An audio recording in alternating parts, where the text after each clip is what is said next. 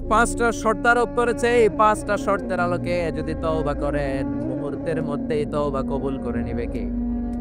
এক নাম্বার শর্ত হচ্ছে আল ইকরা, acknowledgement. You have to acknowledge that you are the great sinner in the world. এই পৃথিবীর সবচেয়ে বড় পাপী। পাঁচটা শর্তের এক নাম্বার হচ্ছে আপনি স্বীকার জান, আল্লাহ আমার চেয়ে বড় পাপী আকাশের নিচে জমিনের উপরে দ্বিতীয়টা নাই। এমন কোনো পাপ নাই যে আমি করি নাই। আমার চেয়ে নাদান, আমার চেয়ে পিশাচ, আমার চেয়ে বড় পাপী দ্বিতীয়টা কেউ। অ্যাকনলেজ ইউর সিন, আপনি আপনার পাপগুলো স্বীকার করেন। নাম্বার 1। নাম্বার 2, আন-নাদাম, repentance. You have to be repentant for what you have committed from sins. যে পাপ করেছেন এই পাপের জন্য আপনি লজ্জিত হন।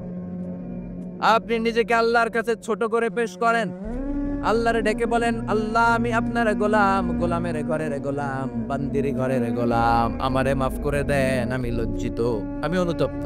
তাহলে এক নম্বর শর্ত আপনি ঘোষণা দেন যে আপনি পাপ করেছেন। 2 নম্বর শর্ত আপনাকে অনুতপ্ত হতে হবে যে আল্লাহ আমি পাপ করে ফেলেছি। 3 number, you have to stop what you have committed. যে পাপ আপনি শুরু করেছেন এটা বন্ধ করে দেন। আপনি সুদের জন্য সুদ খাইছেন, আল্লাহর কাছে তওবা করলেন, আবার সুদ খাওয়া চালিয়েও যাচ্ছেন, এই তওবা কবুল হবে?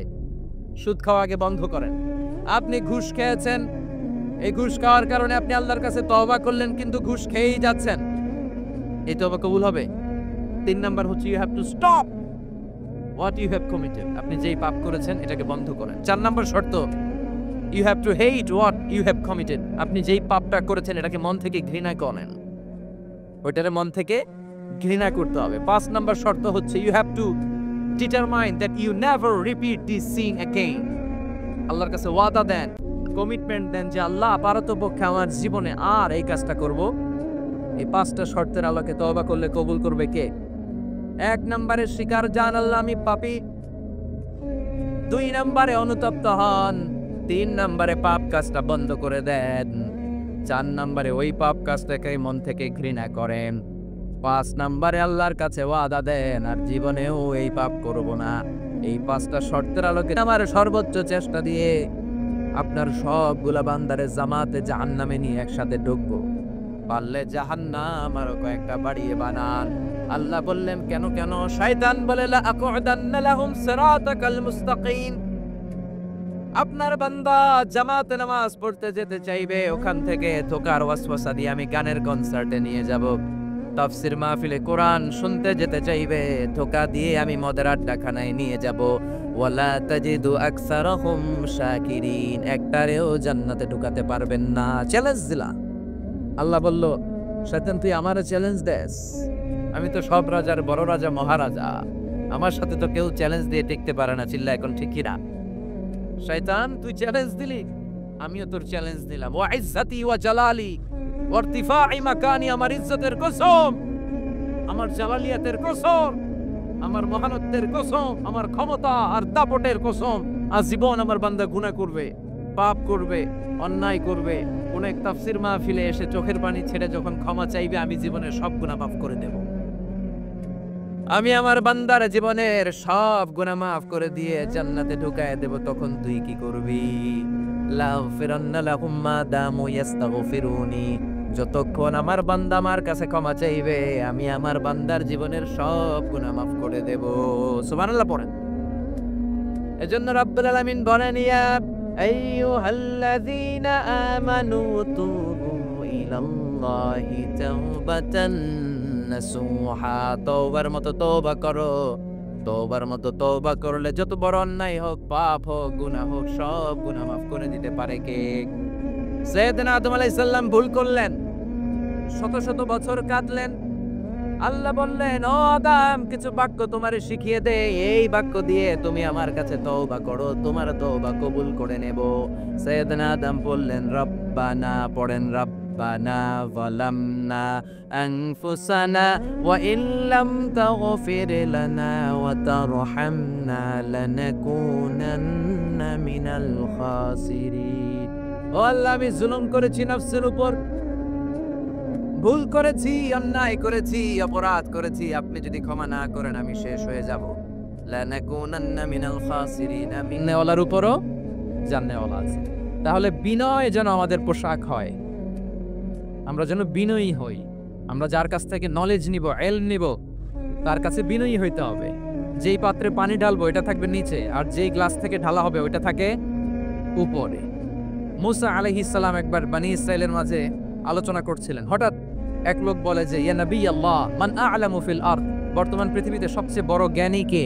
তো মুসা আলাইহিস সালাম বলে ফেললেন আমি সবচেয়ে বড় জ্ঞানী। এটা ভুল বলেন নাই, কারণ যাকে আল্লাহ তাআলা ওহির জ্ঞানে ধন্য করেন তিনিই তো সবচেয়ে বড় জ্ঞানী। আল্লাহ তাআলা এই রেসপন্সটা, এই আনসারটা পছন্দ করেন না। আল্লাহ তাআলা চাচ্ছিলেন মুসা আলাইহিস সালাম যদি বলতো যে আল্লাহই ভালো জানে বা আল্লাহু আ'লাম, আল্লাহই সবচেয়ে জ্ঞানী, এটা আল্লাহ পছন্দ করতেন। তো উনি যখন বলে ফেলছেন আমি, আল্লাহ বলে না মুসা, তুমি যে বলে ফেললে আমি সবচেয়ে বড় জ্ঞানী, তুমি তো সবচেয়ে বড় জ্ঞানী নও, তোমার চেয়ে বড় জ্ঞানী আছে। শুনে তো মুসা আলাইহিস সালাম অবাক, কি আমার চেয়ে বড় জ্ঞানী কোথায়? আল্লাহ বললেন ইযহাব ইলা মাজমাইল বাহরাইন, দুই সাগরের মিলনস্থলে যাও, ওখানে আমার এক বান্দা আছে ইসমুহু খাদির। ওই খাদির, যারে আমরা বাংলায় খিজির বলি আর কি, এই খিজির তোমার চেয়েও জ্ঞানী। আল্লাহু আকবার। আপনারা সূরা কাহাফের তাফসীর পড়লে জানতে পারবেন। গেলেন, নৌকার মধ্যে বসা, হঠাৎ একটা চড়ুই পাখি এসে সাগরের পানি খাচ্ছে। অনেক, to make the long story short, বড় স্টোরিকে আমি ছোট করে বলছি। দুইজন নৌকায় বসা, একটা চড়ুই পাখি এসে সাগরের পানি খায়। তো খিজির আলাইহিস সালাম বললেন মুসা, চড়ুই পাখিটা দেখতে পাচ্ছ? মুসা আলাইহিস সালাম বললেন হ্যাঁ দেখতে পাচ্ছি। চড়ুই পাখি যে পানি খেলো এইমাত্র, এটা দেখেছো? হ্যাঁ দেখেছি। পানি খাওয়ার কারণে চড়ুই পাখির চঞ্চুতে মানে ঠোঁটে যে একটু সাগরের ছিটে ফোটা পানি লেগেছে, দেখেছো? মুসা আলাইহিস সালাম বললেন হ্যাঁ দেখেছি। তো খিজির আলাইহিস সালাম বললেন এই যে সাগর থেকে, মহাসাগর থেকে পানি খাওয়ার কারণে চড়ুই পাখির ঠোঁটে সামান্য সাগরের ছিটে ফোটা পানি যতটুকু ঠোঁটে লেগে আছে, এটা হচ্ছে তোমার, আমার আর মহাবিশ্বে আমরা যারা আছি সবার জ্ঞান। আর এই পড়ে থাকা মহাসাগরের পানি হচ্ছে আল্লাহর জ্ঞান। চড়ুই পাখির ঠোঁটে লাগা পানি তোমার, আমার আর পৃথিবীর সবার, আমাদের যে জ্ঞান আল্লাহ দিয়েছেন এটা। আর মহাসাগরের পানিগুলো যদি তওবা করেন, আপনার তওবা কবুল করে নিবে কে? এজন্য যত পাপ, যত অন্যায় আমরা করি না কেন, আমাদের এই পাপগুলো, অন্যায়গুলো ক্ষমা করার একজন আছে না নাই? তিনি কে? এজন্য সব সময় তওবা করতে রাজি আছেন তো? প্রতিদিন শত শতবার তওবা করতে রাজি আছেন? প্রতিদিন শত শতবার ইস্তেগফার পড়তে রাজি আছেন? বিশ্বনবী প্রতিদিন 70 বারেরও বেশি ইস্তেগফার পড়তেন। শুধু টয়লেটে যে মুহূর্তে থাকতেন ওই মুহূর্তে পড়তেন না, টয়লেটে ঢুকার মুহূর্তে বিশ্বনবী ইস্তেগফার পড়তে পারতেন না, তাই টয়লেট থেকে বেরোয়েই তিনি ইস্তেগফার পড়তেন। তিনি পড়তেন গফরানাক। কি পড়তেন? গফরানাক মানে হলো আস্তাগফিরুল্লাহ। গফরানাক মানে কি? গফরানাক মানে আল্লাহ আমি আপনার ক্ষমা চাই, মানে আস্তাগফিরুল্লাহ। আবার বিশ্বনবী বলতেন মান লাযামাল ইস্তিগফার জাআলাল্লাহু লাহু মিন কুল্লি দিকিন মাখরাজা, যে ব্যক্তি সব সময় ইস্তেগফারের সাথে লেগে থাকে তাকে সব সময় বিপদ থেকে মুক্তি দিবে কে? আমাদের জীবনে বিপদ আছে না নাই? কত ধরনের বিপদ, যে কোনো সময় অসুস্থ হয়ে যেতে পারি, যে কোনো সময় দুর্ঘটনার কবলে পড়তে পারি, যে কোনো সময় গুম হয়ে যেতে পারি। কথা কন, এদেশে গুম টুম নাই মনে হয়, ক্রস ফায়ার নাই, কে কোন সময় গুম, কে কোন সময় নাই, কোনো ঠিক নাই। আল্লাহ বিশ্বনবী বললেন মান লাজিমাল ইস্তিগফার জাআলাল্লাহু লাহু মিন কুল্লি দিকিন মাখরাজা, সব সময় যে ইস্তেগফারের সাথে আঠার মতো লেগে থাকবে আল্লাহ তাআলা তাকে বিপদ থেকে সব সময় মুক্তি দান করবে। সুবহানাল্লাহ পড়ে। 2 নম্বরে বিশ্বনবী বললেন অমিন কুল্লি হাম্মিন ফারাজা, ওই ব্যক্তিকে রব্বুল আলামিন সব ধরনের দুশ্চিন্তা থেকে মুক্তি দিয়ে দিবেন। আমাদের জীবনে দুশ্চিন্তা আছে না নাই? টেনশন নাই কার কার? হাত তোলেন তো। দেওয়ার আমার কোনো টেনশন নাই, আপনার টেনশন নাই, মাশাআল্লাহ। আমার সাথে দেখা করবেন আলোচনার পরে। টেনশন ছাড়া মানুষ আছে? বাসার টেনশন, মরার টেনশন, কবরের টেনশন, ক্যারিয়ারের টেনশন, বিদ্যুৎ বিলের টেনশন, গ্যাসের বিলের টেনশন, বাড়ি ভাড়ার টেনশন আছে না নাই? বিশ্বনবী বললেন টেনশন ছাড়া মানুষ নাই। সব সময় আঠার মতো যে ইস্তেগফারের সাথে লেগে থাকবে তাকে টেনশন মুক্ত করে দিবে কে? 3 নাম্বার ওয়ারযুকহু মিন হাইসু লা ইয়াহতাসিব, এমন জায়গা থেকে তওবা করে। আমাদের করা দরকার কয়বার? কথা বলে। এজন্য সাইয়েদনা আদম আলাইহিস সালাম ভুল করেছে, আমরাও ভুল করি। সাইয়েদনা আদম আলাইহিস সালামকে আল্লাহ ক্ষমা করে দিয়েছেন, আমাদেরকেও ক্ষমা করে দিবে কে? আল্লাহর দয়া, আল্লাহর ভালোবাসা, আল্লাহর করুণা যে কত বিশাল আমাদের কোনো ধারণাই নাই। এজন্য মানুষ মাত্রই ভুল হবে, অন্যায় হবে। ভুল করা, পাপ করা, অন্যায় করা এটা দোষের কিছু না, কিন্তু পাপের উপর স্থায়ী থাকা হলো দোষের ঠিকিলা। শয়তান ভুল করেছে, অন্যায় করেছে, সাথে সাথে যদি শয়তান তওবা করতো ইবলিস রেও মাফ করে দিত কে? কিন্তু সে মাফ চায় নাই, সে আর ইনসান, এই দুয়ের মধ্যে মৌলিক পার্থক্য হচ্ছে এটা, শয়তান পাপ করে পাপের উপর স্থির থাকে, আর আমরা পাপ করে মাফ চাই কার কাছে? আমাদের জন্য মাফ চাওয়ার দরজা খোলা আছে না নাই? সকালে গুনাহ করছি, দুপুরে মাফ করে দিবে কে?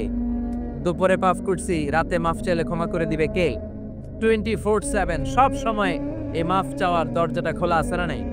শুধুমাত্র কেবলমাত্র দুইটা সময় আল্লাহ তাআলা তওবা কবুল করেন। এক হচ্ছে বাদাল গারগারা।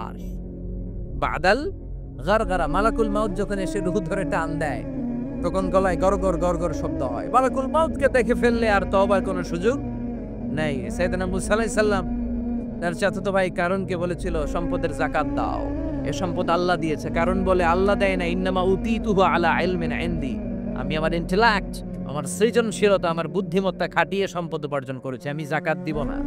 মুসা আলাইহিস সালাম বললেন তাহলে আযাবের অপেক্ষা করো। কারণ বলল পারলে আযাব নিয়ে আস।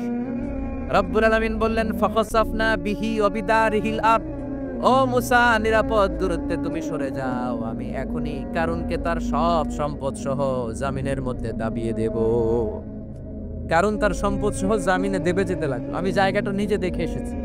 মিশরের রাজধানী কায়রো থেকে 120 কিলো দূরে ফাইয়ুম নামে একটা জেলা আছে, ওই জেলায় বাহাইরা কারুন, কারণের সব সম্পত্তি আল্লাহ জামিনে দাবিয়ে দিয়েছে।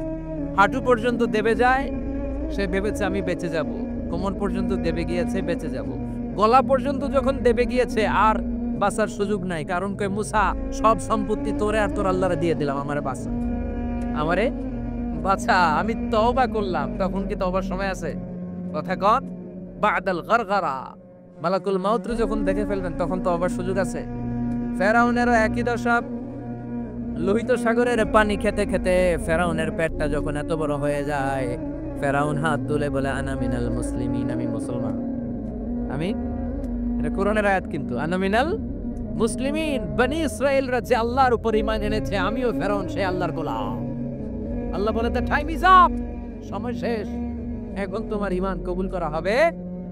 তার মানে বাদাল গারগারা তওবা কবুল হয় না। এই মৃত্যুর গড়গড়ানি আসার আগ পর্যন্ত চোখের পানি ছেড়ে যদি আল্লাহর কাছে ক্ষমা চান, জীবনের সব গুনাহ মাফ করে দিবে কে? শয়তান আল্লাহরে বলল, মাবুদ এত জান্নাত বানিয়ে কি লাভ? আপনার একটা বান্দারও জান্নাতে ঢুকাতে পারবেন না, আমারে বানিয়েছেন জাহান্নামী, আমি কার জ্ঞান? ওমা উতীতুম মিনাল ইলমি ইল্লা কালিলা, আল্লাহ বলেন একেবারে একেবারে ভেরি লিটল, যত সামান্য জ্ঞান দিয়ে আমি তোমাদেরকে দুনিয়ায় পাঠিয়েছি। এজন্য আমি সব জানি, এটা আজকে থেকে আমরা আর বলবো। আমার শিক্ষার্থী বন্ধুরা নয়েজ করো, বলো আমরা বলবো আল্লাহু আ'লাম, আল্লাহ ভালো জানেন। সাহাবাদের এই বৈশিষ্ট্য ছিল, ওনারা বলতেন আল্লাহু ওয়া রাসূলুহু আ'লাম, আল্লাহ এবং আল্লাহর রাসূল ভালো জানেন। এবং আমাদের ক্লাসিক স্কলারদের এই বৈশিষ্ট্যটা ছিল, অনেক প্রশ্নের উত্তর ওনারা দিতেন না। আমাদের তো প্রশ্ন করলে আমরা হুটহাট উত্তর দিয়ে দিই। অন অ্যান এভারেজে 10টা প্রশ্ন করলে ইমাম মালিক এর মধ্যে অধিকাংশ প্রশ্নের উত্তরে বলতেন আনা লা আ'লাম, আমি জানি না। আমি জানি না এটা যখন আমরা বলতে শিখি, তখনই বেসিক্যালি আমরা নলেজেবল হয়ে উঠি, জ্ঞানী হয়ে উঠি। তাহলে জ্ঞানার্জনের জন্য অপরিহার্য কয়টা বিষয় বলেছিলাম, মনে আছে না? ঘটনা শুনতে শুনতে কয়টা মোট? 1 নম্বরে বিনয়, আমরা বিনয়ী হব। আওয়াজ করে বলি, আমরা কি হব? আমরা বিনয়ী হব। এই যে আমরা কোরআন হেফজ করলাম, এরপরে তুমি যদি বুখারী হেফজ করো, মুসলিম হেফজ করো, এটা তোমার বাহ্যিক জ্ঞান অর্জন হয়েছে। জ্ঞানের দুইটা সাইড, একটা ইন্টারনাল নলেজ আর একটা হচ্ছে এক্সটার্নাল নলেজ। বাহ্যিক জ্ঞান এটা হয়েছে, আরেকটা আছে ইন্টারনাল নলেজ, এটাকে বলে অন্তর্নিহিত জ্ঞান। ইলমে লাদুন্নি ওয়া আল্লামনাহু মিন লাদুন্না ইলমা, এটা শুধু কোরআন হেফজ করলেই হয় না। এটা কোরআন পড়ার পরে, হাদিস পড়ার পরে, এগুলোর উপর আমল করার পরে, বছরের পর বছর সাধনা করার পরে আল্লাহ তাআলা কোনো ব্যক্তিকে ইলমের নূর দেন। এটা এত সহজ না।